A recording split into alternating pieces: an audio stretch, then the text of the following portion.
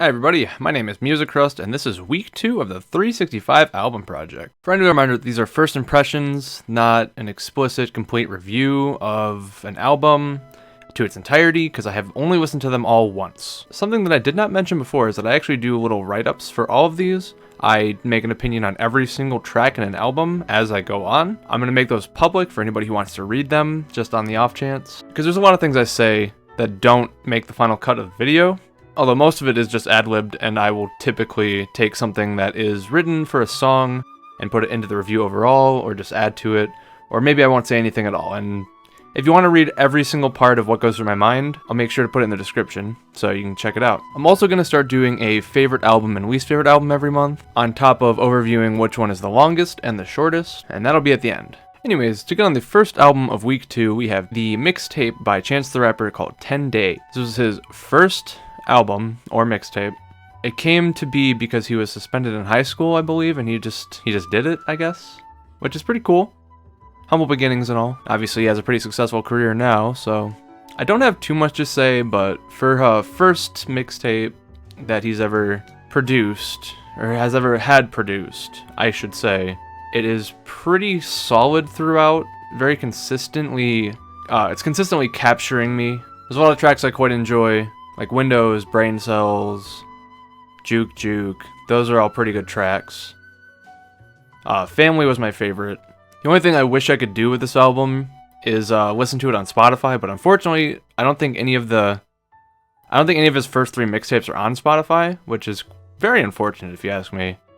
But like I said, I don't have too much to say about this one in particular. I actually did this one last. I know it was first on the week, and I'm reviewing it first because it was first on my first on the list for this week. But I actually listened to it last because it's on YouTube and not on Spotify, and that means I had to take my phone and my PC and write down things on my PC while listening to it on YouTube on my phone, which isn't as easy just from switching from Spotify to the program I use to write all of these opinions down. So I was just like, I had to just do it at the end of the week because I really didn't want to do that like that, but it just ended up being that way because you can't tab out of YouTube without the music stopping, and I hate that shit. 10 Day would definitely get a good, nothing more, nothing less. I think it's a good start to the week, or technically a good start to the week because I didn't start on it per se, but if I did, it would have been a good start to the week. Not saying our next one isn't, but would have been a slightly better start to the week, I guess. Anyways, onto the hit. Definitely Family. That one was pretty solid. And the shit, I would say, is probably Fuck You Tombout. Fuck You Tombout. That one. Yeah, that's how you say that. Second album we have here is Americana by The Offspring. The first impression I get from this album is honestly, definitely feels like it's some 90s rock. Some 90s punk rock in particular. I mean, that's what it is. There's not much else to say other than that, because I just forgot how a lot of that music kind of has a bit of a similar feel to it. Obviously, the main appeal to these kinds of songs back then was the singer. That was the most notable thing, is the artist actually singing. Like, the instrumentals are all pretty similar. The tracks all have pretty relatively similar meanings.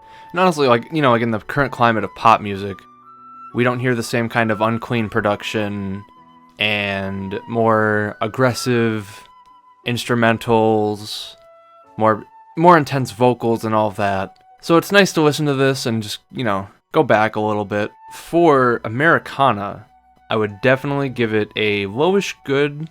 It's all on the lowish good side. Nothing outstanding. Definitely had some good tracks in there.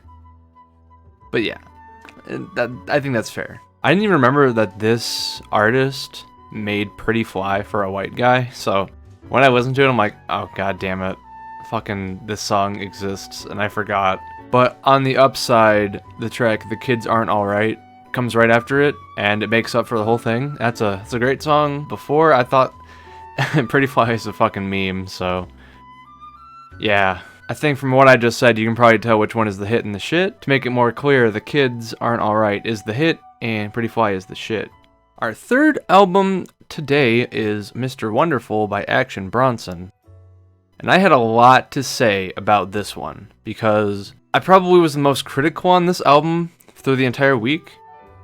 There's just a lot that I feel could have been better about this album. A lot that was alright, but just didn't capture me. And I think my biggest issue is that a lot of the album feels very samey. Like there's almost a lack of range in terms of rhythm and mixing it up. Although I will say when he does more funk and rock and he adds those elements into the tracks, it does help a little bit. I will say stuff like that combined with the hip hop, it's a nice mix. I feel like a lot of the beats and the loops are a little short in a lot of the tracks. And like I said before, a lot of the rhythms are very much the same, and there's not too much variation, and I feel like that detracts from the album a lot. Doesn't do him any favors. His rapping feels overall a bit uninspired, and at the worst of times, it's kind of boring, but I will say that when he has a good feature on the album, that's usually one of my favorite songs. They're usually the best tracks there, which kind of says a lot about the artist himself. Like, he needs that support to have a good track on the album. So I gotta give this album a high-ish meh. Nothing really special going on.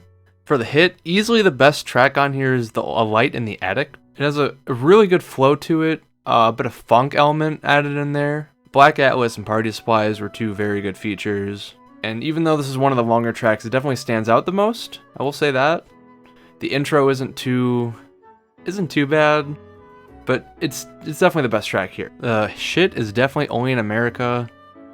The rapping is a little offbeat, which I know a lot of rappers do that, but in this track it stood out the most for me, even if it might have been intentional. And then the psychedelic kind of hook didn't really sell it to me. That just kind of detracted from the whole track overall to me. I just didn't dig it. Boarding House Reach by Jack White is the 4th album that I listened to this week. Jack White being one half of the White Stripes, you probably know him. This is his little side project, and Boarding House Reach is the most recent album he put out under his own name. I guess the best way I've heard it described is kind of like a combination of blues, funk, and like synth pop. It doesn't go lightly on the variety of sounds though, that's for sure. It has fancy rhythms and effects. It has crazy, specifically like reverb and distortion with the effects. It's one of the more unique listens in my adventure, that's for sure, so far. And I will say, even like the multiple intermissions aren't too boring. It all has a lot of crazy stuff going on, I'll say that. It's a lot of depth, definitely on the high-ish okay side. The hit here is humoresque. Jack's voice matching the piano accompaniment is pretty beautiful here. I would love more songs that are just like that, personally, because like it really just sounded great. It's very calm. The best way to say it was beautiful. The shit was everything you've ever learned, because it's literally the opposite of that, and just very aggressive, kind of out of place for this album, I feel, and it just didn't really sell me. Alright, we're already at number 5. Number 5 being Daytona by Pusha T. I will say this is another of the newest album by an artist that I am listening to, and it's actually pretty solid. We got Yeezy on production, and so it's probably going to be pretty good. Something that's nice is that they trimmed the fat. It's short and sweet, 7 tracks, 21 minute runtime. Definitely pushing quality over quantity on this album, I will definitely say that. And even I can definitely see some of the appeal on the tracks I rated lower in the write-up, if you check that out. They just weren't my thing, but I can respect that. The final verdict on this album would be a low good, the hit being What Would Meek Do? What's nice about this track is that like Kanye and Pusha T go back and forth, they share verses back and forth, and there's some nice synergies to it. Kanye makes some jokes about Poopity Scoop. I mean, Lift Yourself being the best track Kanye West has ever put out, obviously. It's overall just it's a nice track, it's a good one. Has the nice flow. The shit being If You Know, You Know, mostly because the hook is just so painfully repetitive. Doesn't need to be said a billion times. And also that this is probably the weakest in terms of mixing on the track. Like on the album, I mean. Everything else is pretty solid, in my opinion. But at the same time, I can respect people who like this track, and I get why it's the popular one. It's just not my cup of tea. Alright, this next album, I kind of came into it expecting to like it because a lot of people I know, like a lot of my mutual friends know that I like Lorde, and whenever that comes up, people suggest to me to listen to Lana Del Rey, and here we are listening to my first Lana album, also her first album, I believe, Born to Die. It's the one with Summertime Sadness on it, so obviously it's gotta be good, right? Lana's one of the biggest dream pop artists in general. She kind of pushed that genre a lot. You know, we have Billie Eilish, we have Melanie Martinez, we have Halsey, and they all kind of broke out after Lana's first album, as far as I know. Obviously, it's not a new genre. It's definitely come around more after 2010, 2012. It definitely has a spot in the pop culture area. It's more relevant than it's ever been. Other than me just saying she's popular, I will also say she has a reason, because this album was actually pretty damn good. I would put it on a very good on my scale. I actually found myself having a lot of troubles finding what to say about certain tracks, because I was just like invested in the album, just listening to it, and I didn't write that much down, because by the time I had my thoughts together, I'm like 2 tracks ahead. And that's a good sign to me. I'm really looking forward to the other LANA albums I have on this challenge, because I definitely have a couple more ahead of me. But right now, I'm looking forward to the future. The hit, as everybody probably expected, is Summertime Sadness. It's just the best track on the album, and that's probably why it's so popular, and why it was so big in 2012. And the shit is probably off to the races, just because it just didn't really sell me.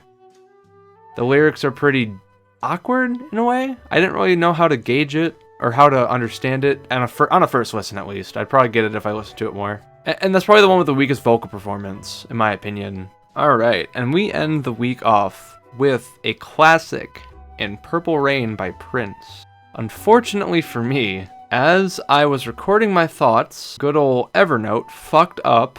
Well, I kind of fucked up on my own end too, to be fair, but everything I wrote for this album got overwritten, because I ended up switching from my PC over from my phone, not realizing there was unsaved changes. Evernote got rid of everything. I'm like, okay, I'll just check the revision history. But it costs money to check the revision history on Evernote. So guess who's back on Google Docs and would never endorse Evernote ever again? Because that is some bullshit. You put a basic ass function behind a paywall.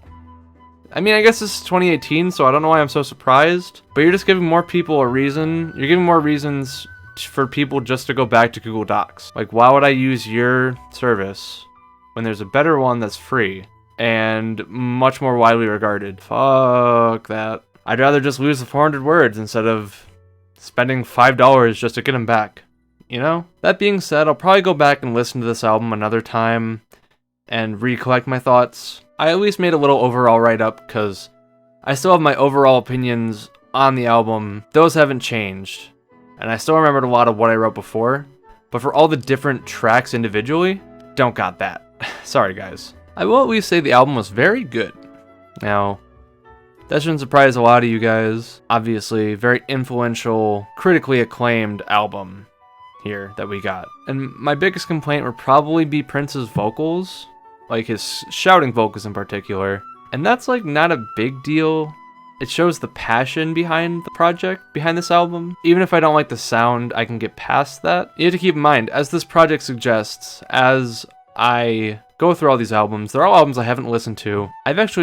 Pretty sure I've never listened to a Prince song fully through. I'm pretty sure, in full focus at least, that I can remember. So this is all a new experience. I have no nostalgia goggles on. I just went for it, and it was good. It was good. It was a good listen. I would definitely recommend going back to this one if you have fond memories of it, or if you just haven't heard it before. Something I would not recommend though is Evernote. Fuck Evernote.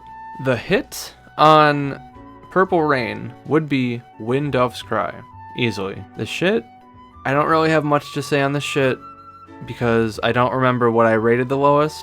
And honestly, the album is pretty consistently good throughout, as far as I recall.